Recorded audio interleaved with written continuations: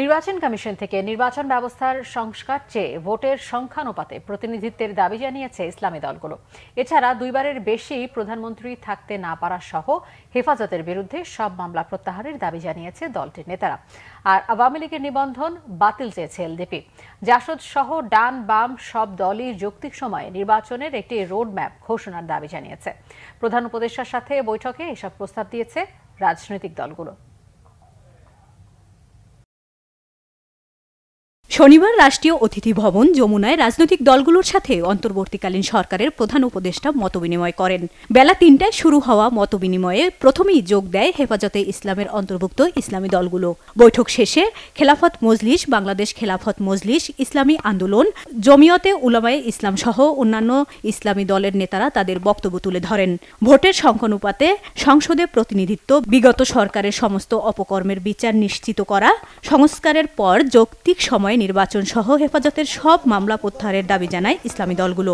আমরা নির্দিষ্ট আমাদের প্রস্তাবনা, সংস্কার প্রস্তাবনা আমরা উপস্থাপন করেছি। সেখানে মৌলিকভাবে যে প্রস্তাবনাগুলো এসেছে তার মধ্যে বড় একটি হলো নির্বাচন ব্যবস্থার সংস্কার, নির্বাচন কমিশন সহ যাবতীয় বৈষম্যমূলক এবং যে দলীয় যেই একটি ব্যবস্থাপনা বর্তমানে, সেই ব্যবস্থাপনাকে ঢেলে সাজিয়ে আবার নতুন করে যেন একটি নিরপেক্ষ অন্তর্ভুক্তিমূলক নির্বাচনের ব্যবস্থা করা যায়। ভারতের সঙ্গে হাসিনা সরকার যে চুক্তিগুলো করেছে এগুলো পুনর্মূল্যায়ন করে যেগুলো দেশ বিরোধী এগুলো বাতিল করতে হবে, আর যেগুলো সংহত করা সম্ভব এ সংহত করার ব্যবস্থা করতে হবে। ফ্যাসিস্ট সরকার প্রায় 16 বছর পর্যন্ত তাদের মন করা দলীয়করণ এবং বিশেষ করে 2014-18-24 যে প্রহসনমূলক যে নির্বাচন জাতীয় এবং এই নির্বাচনগুলো উঠে নেওয়ার ব্যাপারে যারা নাকি প্রশাসনে দায়িত্ব পালন করেছে এবং যারা নাকি বিভিন্ন মিডিয়া সহ সর্বত্র যারা নাকি তাদের সহযোগিতা করেছে এই তাদের অন্যায় চিহ্নিত করে একটা নির্ভরযোগ্য প্রশ্নবিদ্ধ ছাড়া কমিশন গঠনের মাধ্যমে এই অন্যায়কারীদের চিহ্নিত করে তাদের শাস্তির ব্যবস্থা করা। লিবারেল ডেমোক্রেটিক পার্টি এলডিপি পর্যায়ক্রমে ইউনিয়ন, পৌরসভা, সিটি কর্পোরেশনের নির্বাচনের পর জাতীয় সংসদ নির্বাচনের রোডম্যাপ ঘোষণার দাবি জানায়।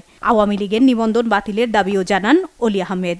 এখনো পর্যন্ত আমরা বাংলাদেশকে চাঁদাবাজ মুক্ত করতে পারি নাই। স্বৈরাচার মুক্ত হয়েছে কিন্তু চাঁদাবাজ মুক্ত এখনো হয় নাই। এখনো কোর্ট কাছারিতে ন্যায় বিচার হচ্ছে না।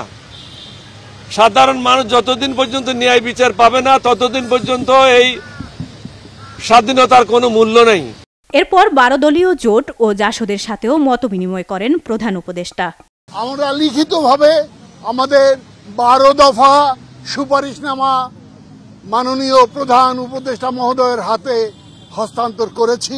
চট্টগ্রামের শ্রমিক কর্মচারীদেরকে বেকার করে আজকে যে ষড়যন্ত্রমূলকভাবে চট্টগ্রাম বন্দরকে বিদেশিদের হাতে তুলে দেওয়ার জন্য যে হীন প্রচেষ্টা বিগত সরকার নিয়েছে তা রহিত করে চট্টগ্রাম বন্দর যেন বাংলাদেশের সম্পদ হিসেবে থাকে, আমরা সেভাবেই আমরা উপদেষ্টা মহোদয়ের সাথে কথা বলেছি।